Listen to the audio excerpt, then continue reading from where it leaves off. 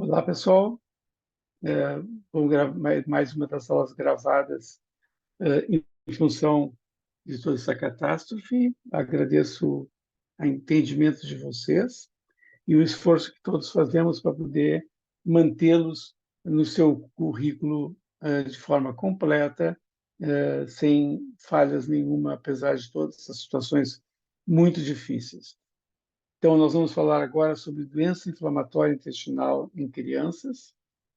Eu vou botar o slide, fazer.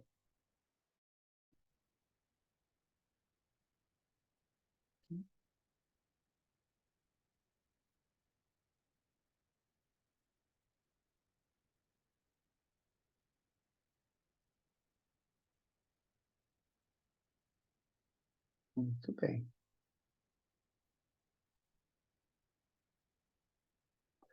Muito bem. Então, doença inflamatória intestinal não é um problema só dos adultos. Uma grande parte dos pacientes aparece na infância, a doença. Eu até gosto de dizer que todo adulto, um adulto jovem, pelo menos, com diagnóstico de doença de Crohn ou reto ulcerativa, foi uma criança que teve seus sintomas, suas queixas, vamos dizer assim, não valorizados adequadamente. E não foi investigado adequadamente, porque, na verdade, esses indivíduos, eles começam a doença praticamente sempre na infância. Então, isso é muito importante e nós vamos, então, chamar a atenção de as características dessa doença na vida infantil. Então, a definição é uma reação crônica inflamatória da mucosa intestinal de fatores etiológicos e mecanismos desencadeantes não completamente identificados. Os tipos mais clássicos é a doença de Crohn, que é uma doença que se caracteriza justamente por ela não ser contínua, até em segmento, ela é segmentar, pode ter em qualquer parte do tubo digestivo, desde o ânus até a boca, né, com a presença de aftas, por exemplo, tudo isso pode estar associado com doença de Crohn. Já a retocolite é uma doença do colo, e ela, em geral, começa no reto e ela é uma doença contínua ascendente, determinando, então, a altura, a gravidade da doença, por quanto que ela vai se distribuindo no colo, podendo ela ser uma pancolite, né, comprometendo todo o colo. Existem alguns pacientes que a gente não consegue definir bem claramente se são Crohn ou se são retocolite. Na verdade, nesse tipo de paciente, avisa a família que a gente vai tratar como retocolite ou como Crohn, mas que ele tem algumas características que nos deixam na dúvida para o diagnóstico e que, no passar do tempo, a gente vai conseguir estabelecer melhor. Isso é uma prática clínica, principalmente na pediatria, muito frequente. Eu já mudei muitos diagnósticos, muitos pacientes que eram diagnósticos de retocolite por uma doença inflamatória contínua, sem elementos segmentares, sem granuloma, e que posteriormente teve uma evolução compatível com doenças de Crohn. Então, isso é muito importante, chamar a atenção, tentar estabelecer esse diagnóstico diferencial. Vamos ver mais um caso clínico. Jennifer, ela tem 10 anos de idade, ela vem à consulta por dor abdominal frequente, diarreias intermitentes e há 6 meses, sendo que mais recentemente tem apresentado muco e sangue nas fezes. Então, as diarreias intermitentes começaram há 6 meses e ela, mais recentemente, tem apresentado muco e sangue nas fezes. Ela refere dor em vários horários, sendo que os pais têm sido chamados na escola devido às queixas da menina. Ela tem acordado à noite com dor e a mãe refere que nos últimos meses perdeu 2 quilos de peso. Ela refere frequentemente dores articulares, por vezes no joelho direito, depois no esquerdo e às vezes no tornozelo. No exame físico, a Jennifer está ativa, tem uma palidez cutânea mucosa, ao exame do abdômen anormotenso, com residuais ativos, e tem uma dor à palpação profunda, particularmente na face ilíaca direita, com Bloomberg negativo. Então, vou chamar a atenção de alguns aspectos desse caso. A idade, uma criança entrando numa fase pré-adolescência, Dor abdominal frequente, muito frequente a gente recebeu pacientes com dor abdominal de repetição, dor abdominal crônica ou recorrente, e a gente tem que fazer, na coleta de história clínica, perguntas que vão objetivar a gente pensar que é um distúrbio funcional ou se é uma doença ativa. Então, a presença de diarreia intermitente associada com essa dor abdominal já vai caracterizar que esse paciente tem alguma doença associada, que isso não é um distúrbio funcional. E principalmente se aparecer muco e sangue nas fezes. Então, isso, na verdade, já deixa para esse paciente muito claro que ele não tem um distúrbio funcional.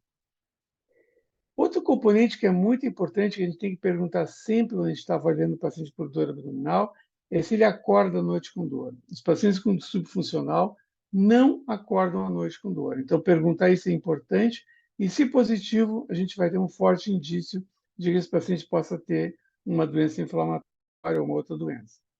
A perda de peso é uma outra característica muito importante. E as dores articulares, você sabe que as artralgias fazem parte do diagnóstico das doenças inflamatórias intestinais. No exame físico, a palidez, a dor, palpação profunda na fossa ilíaca direita é também um achado, uma vez que, muito frequentemente, no Crohn, a gente vai ter a área mais comprometida, o ilho terminal. Então, comparativamente da retocolite com Crohn, a diferença, o Crohn é uma doença transmural, comprometimento regional, e a doença da alcoolise reativa é uma doença de mucosa. Então, o fato de ser transmural é que acaba no Crohn levando a muitas complicações, como fístulas, né, perfurações. Então, no caso da doença na retocolite, isso em geral não acontece, né, porque é uma doença que está só na mucosa. Ela envolve qualquer parte do tubo digestivo da boca ou ânus no Crohn, e no retocolite compromete o cólon a partir do reto e de forma contínua.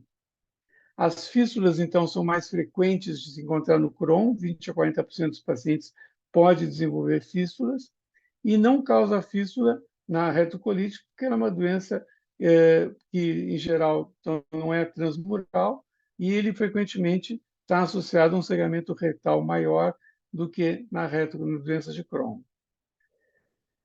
A desnutrição é mais frequente no paciente com doenças de Crohn. Ela pode acontecer na retocolite, mas é menos prevalente. Perda de peso em 65 a 68% dos casos na doença de Crohn e em torno de 18 a 62% dos casos com retocolite ulcerativa. A hipominemia é importante, porque esses pacientes fazem uma enteropatia perdedora de proteína.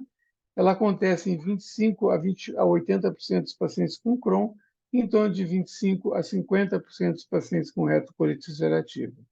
Já a anemia é mais frequente na retocolite, porque esses pacientes apresentam muito mais sangramento nas fezes na retocolite do que na doença de Crohn. A prevalência ela é crescente em todo o mundo. Na América do Norte, ela já era muito mais frequente antes de começar aqui. Aproximadamente 10 a 25% dos indivíduos com doença inflamatória intestinal têm um parente de primeiro grau com a doença. Em crianças, a incidência tem aumentado em todo o mundo, 2,5 a 11,4 para cada 100 mil habitantes. E a prevalência estimada é de 58 para 100 mil crianças. Aqui eu gosto de fazer um comentário da minha vivência. Eu, em 1985, eu fui para os Estados Unidos fazer meu fellow em gastropediatria na UCLA e fiquei muito impressionado que eles tinham uma tarde de atendimento de crianças com Crohn, uma tarde lotadíssima de pacientes. E um paciente mais grave que o outro. Eu fiquei, na época, muito impressionado, porque a gente nunca tinha visto Crohn em criança aqui, e nos adultos mesmo, era raro os pacientes, quando tinha um paciente com Crohn, ele logo chamava a atenção de todo mundo, porque ele tinha um paciente com Crohn.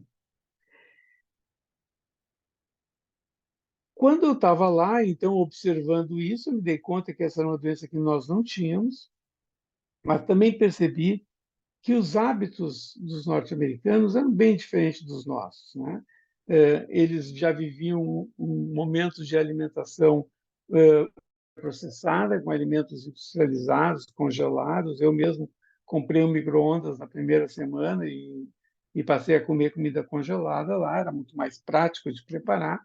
E aqui no nosso meio, praticamente isso não existia. A gente tinha poucos supermercados grandes, tinha os pequenos mercadinhos e as feiras para comprar os alimentos. Os alimentos eram, em geral, preparados em casa. Então, assim, essas fast food era muito raro ter um local para fazer fast food. Então, de verdade, a gente, na medida em que nós passamos a ter uma alimentação tipo norte-americana, nós passamos a ter muito mais doença inflamatória e passamos a ter doença inflamatória nos patamares que eles nos Estados Unidos também têm. O aumento da incidência da doença é em todo o mundo, os níveis estão elevados. Na última estatística que eu vi, não está aqui, houve uma estabilização nos Estados Unidos, mas no resto do mundo ela continua subindo. E a prevalência é maior na idade de adulto jovem e adolescência. Esse é o período mais comum do aparecimento dos sintomas. Existe uma suscetibilidade genética poligênica. Tem fatores ambientais que vão favorecer, então o fumo, infecções por Helicobacter podem estar associados. Agora, mesmo no congresso da ESPGHAN, eu fiquei bem impressionado com um artigo, um paper da Escandinávia, que foi premiado. Eles fizeram uma coorte, tinha 9.000 crianças, e aí eles analisaram vários fatores e eles observaram que o aparecimento de doença inflamatória intestinal nessas crianças, ela teve uma prevalência mais, vamos dizer assim, uma correlação muito forte com fumo da mãe durante a gestação e fumo da família durante os primeiros anos de vida da criança. Então, o contato com o tabaco foi um fator predisponente para a ocorrência de doença inflamatória no futuro. Então, não basta tu ter componente, a suscetibilidade genética, mas tem que ter fatores ambientais que estimulem isso. O outro fator ambiental que eu falei é a alimentação, o uso de alimentos ultraprocessados. A avaliação do sistema imunológico associado ao intestino é muito importante e o processo inflamatório com lesão tecidual é a característica a mais marcante da doença.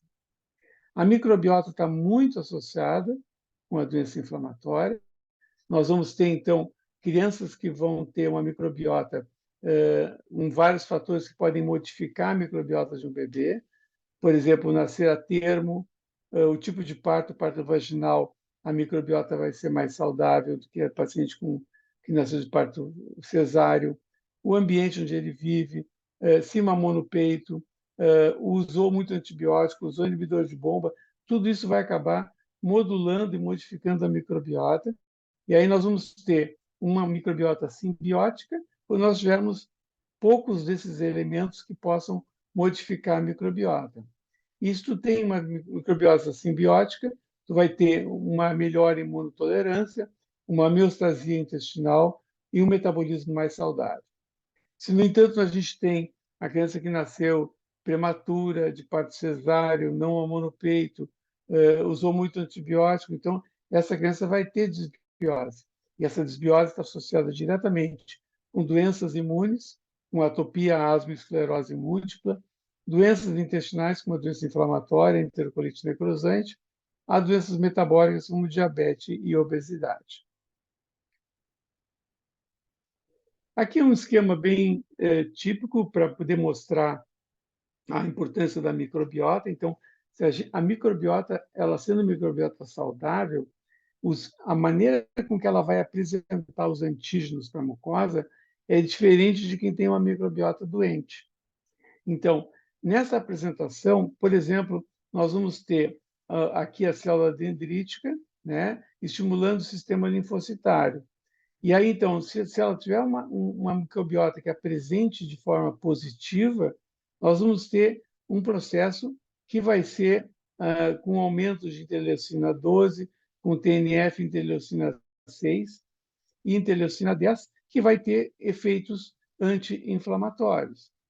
Se, por outro lado, ela tiver um paciente que tenha uma disbiose, e aí nós vamos ter aumento de outras interleucinas, interleucina 1, 6, 23, diminuição da interleucina 10, esse paciente, então, vai ter um estímulo linfocitário para desenvolver a inflamação. Então, quem vai comandar isso é a microbiota. E isso é muito importante para que a gente tenha em mente o quão importante que é a microbiota. Como eu já disse várias vezes e repito, a gente já sabe muito da microbiota, sabe o quanto que ela é importante nos processos de proteção e de saúde humana. No entanto, a gente não sabe ainda o que a gente faz efetivamente com os pacientes disbióticos. O que a gente sabe é que a gente deve prevenir a disbiose, tendo cuidado e não estimular as coisas que pioram o padrão da microbiota. Avaliação diagnóstica da doença inflamatória intestinal. Então, é um paciente com dor abdominal e perda de apetite, evacuações mais frequentes com fezes mais amolecidas, frequentemente com sangramento retal, diarreia noturna, história familiar de doença inflamatória ou outras autoimunes, perda de peso ou atraso de crescimento estatural, ausência escolar e a clínica gerando impacto psicossocial na criança e os familiares. A questão do atraso de crescimento é outro ponto importante. Nós falamos já sobre doença celíaca, que o retardo de crescimento tem que ser pensado em doença celíaca e também tem que ser pensado em doença inflamatória. Em crianças, algumas vezes a doença é completamente silenciosa e a única manifestação da doença vai ser retardo de crescimento. Então, a importância que tem da gente fazer triagem também para doença inflamatória intestinal. No exame físico, a avaliação de peso e altura é fundamental, é botar nas curvas de crescimento para ver como é que está se desenvolvendo. Dor da palpação abdominal, palpação de massa abdominal, exame anal com fissuras, plicomas e abscessos perianais.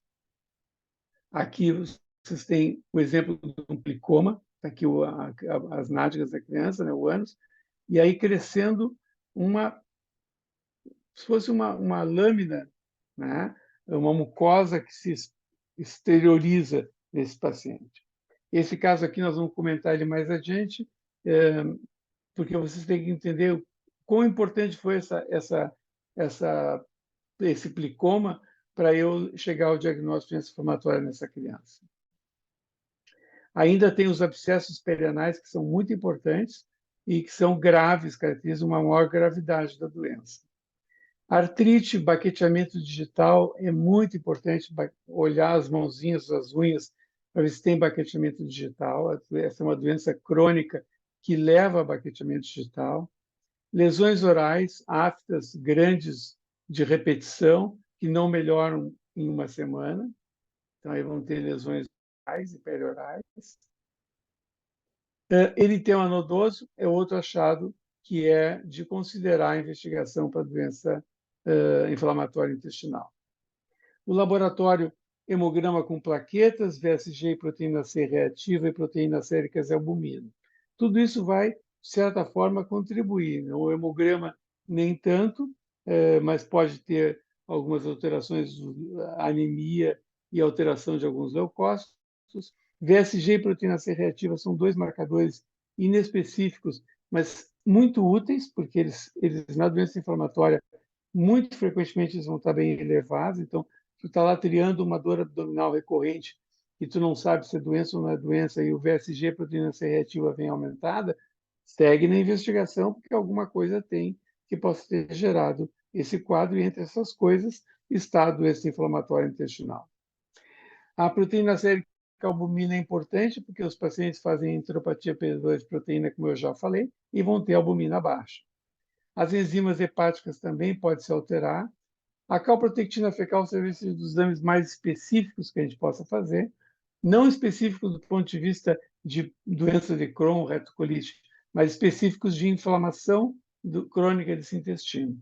Então, a calprotectina ficava feita como diz o termo, nas fezes, e ela, então, é um marcador inflamatório, porque ele marca a presença de leucócitos, então, assim, de elementos, resíduos de leucócitos nessas fezes. Então, ele é um belo marcador biológico para a doença inflamatória. Já o sangue oculto e leucócitos fecais podem ser utilizados, mas de muito menor valor. Outras questões para serem descartadas, e lembrar que clocídio difícil frequentemente é um diagnóstico diferencial bem importante, e tanto ele pode ser o diagnóstico diferencial, como ele pode coexistir com a doença inflamatória, agravando ou promovendo o início da manifestação da doença. Screening para tuberculose é muito importante sobre dois aspectos. Importante porque é diagnóstico diferencial de doença inflamatória, a tuberculose, e também os pacientes que estão com doença inflamatória vão usar imunossupressores, então nós temos que saber se ele tem tuberculose. Por esse motivo, para por isso pode, vamos assim, impactar no tratamento que nós vamos oferecer para esse paciente. Então, nós tivemos um caso agora bem recente, eu chamei o Marcelo Scotta para discutir comigo e tomar as decisões. Era um menino com uma clínica de doença inflamatória, bem importante, assim, clínica toda para pensar em doença inflamatória. Eu fiz endoscopia e colono, foram normais. E eu fiquei, não pode ser. A calprotectina era aumentada, eu disse, essa criança tem alguma coisa, tem doença inflamatória, nós não estamos achando, vai ver que ela é no intestino delgado, que eu não tenho acesso por endoscopia, a não sei que eu vou fazer uma enteroscopia ou uma cápsula, mas eu preferi fazer uma enterorressonância. E a enterorressonância foi um absurdo. Tinha fístulas, tinha processo inflamatório do intestino delgado em região de ilho, né? O ilho terminal não tinha alterações, porque eu olhei na colonoscopia. Bom, e aí nós ficamos, bom, essa doença inflamatória, eu vou começar a tratar essa criança. Aí pedi, então, as coisas que eu peço sempre, citomegalovírus, peço tuberculose, vejo se ele já tomou a vacina da varicela, que depois que começar a imunossupressor não pode tomar a vacina da varicela, e assim por diante. E veio positivo o mantu dessa criança e um resto de tórax normal. Pá, fiquei numa dúvida danada. O que é? Essa criança, será que é um Crohn? Será que é uma doença de câncer de Crohn, no caso da doença, porque é do intestino delgado? Ou será que isso é tuberculose intestinal? E aí eu discuti com o Marcelo Escota, nós ficamos um bocado na dúvida, mandamos testar toda a família para tuberculose. O pai tinha também mantu altíssimo, e o pai tinha uma alteração, uma lesão pulmonar, que era sugestiva de tuberculose. Então, nesse caso, nós decidimos, então, tratar a tuberculose desse menino por 6 meses e aí repetir a enterorressonância para ver se melhoraram os achados, né?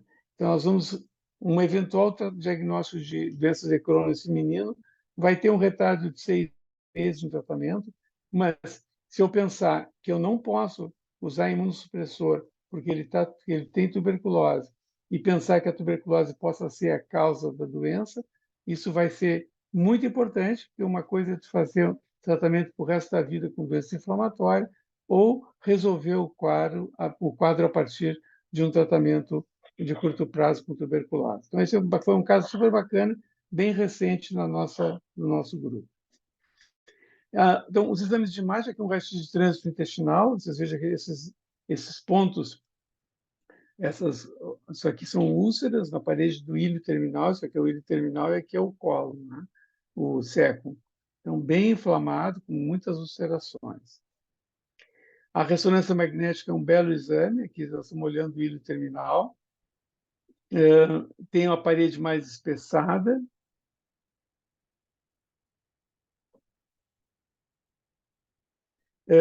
O CT de abdômen com contraste oral também pode ser utilizado. E o ultrassom abdominal com Doppler a cores talvez seja o exame que a gente mais usa para triagem. Tá? Depois da coprotectina, a gente faz, antes de fazer a endoscopia e colono, a gente costuma fazer uma ultrassonografia com Doppler a cores, que o Doppler a cores vai mostrar um aumento da circulação através da positividade do Doppler e vai ver também espessamentos da parede intestinal. Então, esse é um marcador, é um exame importante para a gente utilizar. A tomografia e a ressonância, a gente fica limitado para alguns casos que a gente solicita. A ressonância é importante, a gente tem usado mais como para avaliar o intestino delgado, mas a gente tem uma limitação que a criança tem que tomar o manitol e ela não pode tomar manitol durante o exame, não pode estar sendo anestesiada. Então, tem que ser uma criança que esteja numa idade que aceite fazer a ressonância sem anestesia geral. A endoscopia alta e a colonoscopia com biópsias são o padrão ouro para o diagnóstico. Aqui você tem um menino de 5 anos com dor abdominal, diarreia com sangue, bem que eles têm uma doença que não é uma doença contínua, tem áreas de mucosa mais sadia e áreas bem ulceradas, né, com algumas lesões aftoides. Então, esse aqui é um típico paciente com uma colite de Crohn. Aqui um outro paciente, também vejo que tem áreas bem ulceradas, né, bem inflamada, e aqui é uma mucosa normal. Isso aí a gente não vê na retocolite ulcerativa. Aquela menina do plicoma, ela é uma menina de 6 meses de idade, estava investigando comigo a alergia à proteína do leite de vaca, só que ela já vinha com dieta de exclusão do outro médico, sem ter resposta. Quando eu examinei ela e vi esse plicoma, eu disse para a mãe, isso deve ser doença inflamatória intestinal, provavelmente um Crohn, já que ele já fez a dieta bem feitinha e não melhorou, nós vamos ter que, então, fazer uma colonoscopia. A mãe ficou muito chateada, voltou no pediatra. E, coincidentemente, no dia que ela foi no pediatra, saiu fezes pela vagina. Então, abriu uma fístula. E aí, então, ficou evidente o diagnóstico. Ela tinha uma doença, uma inflamação basicamente de reto. Essa menina tem hoje uns 8 anos e ela segue com tratamento. E ela tem atualmente a endoscopia dela completamente normal, mas a histologia sempre tem lesões do tipo abscesso de cripta, tem criptite, então ela tem inflamação subclínica e que é um ponto que a gente sempre fica questionando se eu deveria usar um, uma, uma droga biológica, um infliximab, por exemplo, ela está com azatioprina todo esse tempo. Mas ela está maravilhosa, evoluindo muito bem.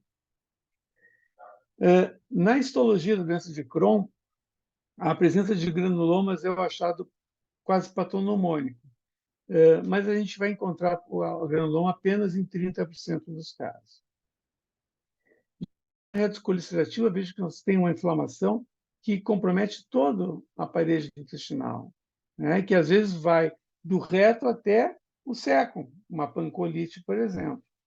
A histologia da retocolicitrativa, então, tem aqui abscesso de cripta, tem diminuição das células caliciformes, que é uma coisa bem típica da retocolite ulcerativa. Aqui o abscesso de cripta que eu falo é porque tem leucócitos dentro da cripta, né? E aqui a cripta inflamada, com célula inflamatória invadida. Então, eu diria que tem criptite, abscesso de cripta e depressão de células caliciformes. Como se chama a doença inflamatória quando a gente tem crianças abaixo de 6 anos?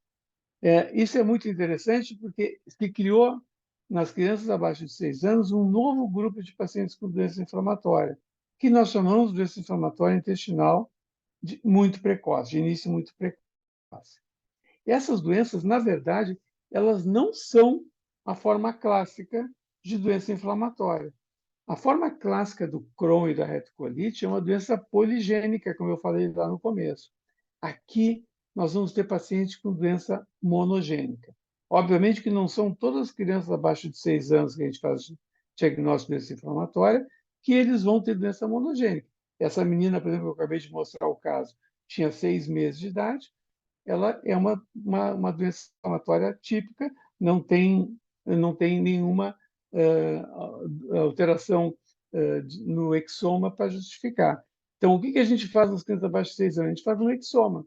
Faz o exoma para ver se ela tem algumas das mutações que são descritas causando quadros inflamatórios intestinais que simulam a doença inflamatória intestinal. A mais frequente delas é a deficiência de interleucina 10. Se vocês lembram, a interleucina 10 é uma citocina anti-inflamatória. Então, se tu não tem interleucina 10, esse paciente vai ter muito mais inflamação. Então, nós tivemos já casos com um paciente com deficiência de interleucina 10 e são casos muito graves, né? E diferente dos pacientes com doença inflamatória, que nós vamos usar imunossupressor, né? Aqui nós vamos encaminhar esse paciente para transplante de medula óssea. Eu tenho um outro paciente que tem, deixa eu ver aqui, XIAP, né? XIAP. XIAP, esse menino, ele era um menino que eu fiz diagnóstico de doença inflamatória nele com 1 ano e meio, e aí, quando a gente começou a ter acesso ao exoma, eu pedi, e ele veio positivo o exoma para XIAP. Só que o guri estava clinicamente ótimo usando mesalazina. Eu disse para a mãe, olha, nós vamos ter que avaliar melhor isso, vamos ter que repetir esse exame. Eu vou querer que tu consulte com um hematologista. E a mãe não levou muito a sério essas histórias, seguiu com a usando a mesalazina. E aí um dia, eles moravam em Santa Catarina, e um dia me telefonaram, me ligou uma hematologista. Olha, nós estamos com um paciente seu aqui que tem uma doença inflamatória intestinal e que tinha um XAEP positivo. Ele está aqui internado porque ele está fazendo um quadro hematológico, ele está com trombocitopenia, e escreveu todo o quadro clínico. E esse menino então foi para transplante de medula óssea. Por quê? Porque, na verdade, quando a gente viu que ele tinha XAEP é uma doença que está indicada transplante de medula óssea, assim como a interleucina 10. Só que ele estava muito bem para a gente pensar nisso, né? Mas, na medida que ele evoluiu com a doença hematológica, foi indicado o procedimento de transplante de medula óssea. Esse aqui é o menino que nós tivemos com interleucina 10. Ele tinha 18 meses, ele tinha um quadro de colite, com lesões perianais horríveis. Olha só, veja o ânus dele, essas lacerações que tinham, um horror. E o processo inflamatório do tipo Crohn, assim, veja que aqui a mucosa está normal, com enormes úlceras. Esse menino acabou fazendo. A gente, na época, não pensou em interleucina 10, isso não era uma coisa muito frequente na época, e a gente tratou ele com um anti-inflamatório, e nós acompanhamos ele 2, 3, 4 meses depois, sem resposta nenhuma com droga anti-inflamatória. Eu resolvi repetir a colonoscopia dele, ele tinha piorado, inclusive perfurou e acabou morrendo esse menino. E aí, posteriormente, quando apareceram as inscrições de interleucina 10, a gente viu que isso aqui era clássico, um deficiente com deficiência de interleucina 10, que não responde aos anti-inflamatórios e que são pacientes que, na verdade, têm uma deficiência imunológica, né, uma alteração por mutação, por isso que ela é monogênica, porque é uma mutação que gera tudo isso, e que aí o tratamento do ponto de vista de transplante para poder modificar essa mutação. O método mais utilizado para avaliação da doença inflamatória e acompanhamento é o PCDIA, AI, é o pediátrico, os adultos usam Crohn's disease,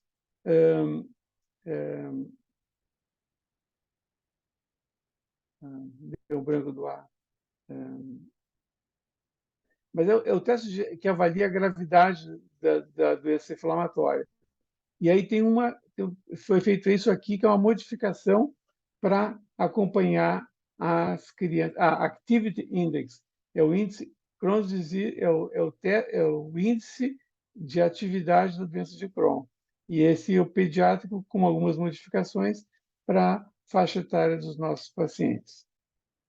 É muito importante no Crohn o acompanhamento nutricional. Esses pacientes, em geral, eles têm perda de massa óssea, têm déficit estatural, têm retardo de crescimento e retardo da puberdade também. E isso é tão importante que existe hoje na literatura uma tendência muito forte de usar nutrição enteral para colocar os pacientes em remissão. Essa nutrição enteral, ela que tem mostrado eficácia, tu vai fazer um período de 8 semanas com uma dieta que ela livre de lactose, que tem TGF-beta, tá? E essa dieta é uma dieta vai ter que pegar o paciente e deixar 8 semanas com essa dieta única, não pode comer mais nada, só essa dieta. Então, os europeus conseguem fazer isso. Eu confesso que eu tenho bastante dificuldade de que uma criança, a não ser os pacientes assim, menorzinhos, né, que tolerem esse tipo de dieta, né? Eu acho que é bem complicado, eu quase não uso isso, mas até, de certa forma, me sinto um pouco frustrado, porque toda vez que a gente vai nos congressos, a literatura e os novos trabalhos cada vez reforçam mais o quanto que isso beneficia esses pacientes, tanto na redução da inflamação, quanto na melhora do estado nutricional. Os estudos, por exemplo, eles demonstram que, comparando pacientes tratados com esteroide na fase aguda ou a dieta enteral, que o índice de melhora com o manejo é praticamente igual, ou seja, não há diferença entre fazer dieta e usar corticoide. Mas eu confesso às vezes que eu proponho para os meus pacientes a dieta ou o corticoide, todos preferem usar o corticoide, né? E eu não os recrimino, porque eu acho que realmente essa dieta é bem difícil. Agora, no congresso da ESPGHAN, do europeu, semana passada, mostraram bons resultados com uma dieta que não é tão radical. Ela é um pouco menor, menos intensa. E para os casos leves e moderados, ela pode mostrar resultados bem bons. Então, talvez isso possa viabilizar que a gente possa usar mais o manejo com dieta enteral. E aqui alguns estudos, né, só para mostrar para vocês que a literatura é rica do uso dessas medicações, desse produto. Esse aqui é o nome do produto, o Modulem, que é um leite da Nestlé que tem essas características e que tem demonstrado efetivamente a resposta. Então, a melhora no crescimento, melhor ganho de peso, melhora da albumina, diminuição do PCR, da proteína ativa e remissão clínica. E aí, quando a gente fala em dieta, vejam vocês, aqui especificamente para doenças de Crohn, nós vamos ter como recomendações a dieta rica em vegetais, ou ricas em fibras, tá? E como elementos negativos que podem piorar a doença, as gorduras trans e gordura saturada, os emulsificantes, os carradinas, os adoçantes artificiais, a maltodextrina e o titânio dioxide. Então, se nós olharmos o titânio, o maltodextrina, o carradins e emulsificantes, nós vamos ver que o grande mal para a doença do Crohn é justamente os alimentos ultraprocessados, porque isso aqui são presentes em todos os alimentos ultraprocessados. Na retocolicidativa, já há um favorecimento melhor para a ingestão com peixe, né? Uma resposta melhor do que na Crohn. A gordura, a carne vermelha, ela é considerada pró-inflamatória. Então, a gente não proíbe a carne vermelha, mas a gente procura fazer com que haja uma redução, e mais peixe e menos carne vermelha, mas certamente não usar carne vermelha processada. Tá? Gordura láctea também faz mal, gordura de palma e óleo de coco, gorduras saturadas e trans, emulsificantes, carradinhos, os adoçantes artificiais, maltodextrina e titânio. Então, vocês veem que, na verdade, o que a gente está mostrando aqui com esses estudos, que o que faz mal para aumentar a inflamação é os alimentos ultraprocessados, o excesso de gordura, né? que são fatores definitivamente pró-inflamatórios importantes. Então, quando a gente vai iniciar o tratamento, a gente faz triagem para tuberculose, para HIV, para citomegalovírus e revisa as vacinas, particularmente a varicela, que é muito importante, porque o paciente que fizer uma varicela em vigência de tratamento, nós vamos ter que parar o tratamento, isso pode ser bem complicado. Nas estratégias terapêuticas em crianças, se a doença é exclusivamente de cólon, tipo uma retocolite ulcerativa, nós vamos usar nutrição enteral ou prednisona para remissão. Quando a gente usa prednisona, a gente usa 1,5 mg por quilo dia. Agora, no último guideline, eles falam em 1 mg por quilo por dia, que a gente faz por 3 semanas e depois vai reduzindo gradativamente. A gente vai usar em torno de 2 meses de corticoide em doses regressivas. E vamos associar mesvalazina, na dose de 60 mg por quilo por dia. Na doença de Crohn, de novo, a dieta enteral ela é aqui mais eficiente. Na retocolite não é tão eficiente a dieta enteral, mas aqui no doença de Crohn ela é muito eficiente. Tá? Então, está aí a questão contra o corticoide. E nós vamos iniciar ou com azatioprina, 2 a 3 miligramas por quilo por dia, ou com metrexate subcutâneo uma vez por semana. Nós temos a tendência de usar mais azatioprina do que metrexate. E nas formas graves, nós vamos usar a própria prednisona, como a gente já usou, e aqui o paciente com forma grave, a dieta enteral não tem o mesmo vigor, nós vamos usar corticoide sempre. Vamos usar a azatioprina e o metrexate, e já vamos considerar o tratamento com imunobiológico. Então, o imunobiológico ele entra como top-down, que é o paciente que está muito grave no começo, não inicia com um imunobiológico, depois tenta tirar no futuro, ou o que nós fazemos muito mais frequentemente, que é o step-up, ou seja, tu começa com as medicações imunossupressoras e, na medida em que ele não responde, nós vamos, então, evoluir para o imunobiológico para esse paciente. Os dois mais utilizados em crianças é o infliximab e o adalimumab, tendo o vedolizumab, que é muito usado para retocolite ulcerativa. Iniciar quando não consegue a remissão clínica e endoscópica, com imunossupressores e anti-inflamatórios, fazendo cursos repetidos de prednisona. Então, um dos grandes indicadores que a gente usa é o paciente que a gente usou na fase aguda do processo o corticoide, mas aí quando tira o corticoide, ele piora de novo, a gente faz novo ciclo de corticoide.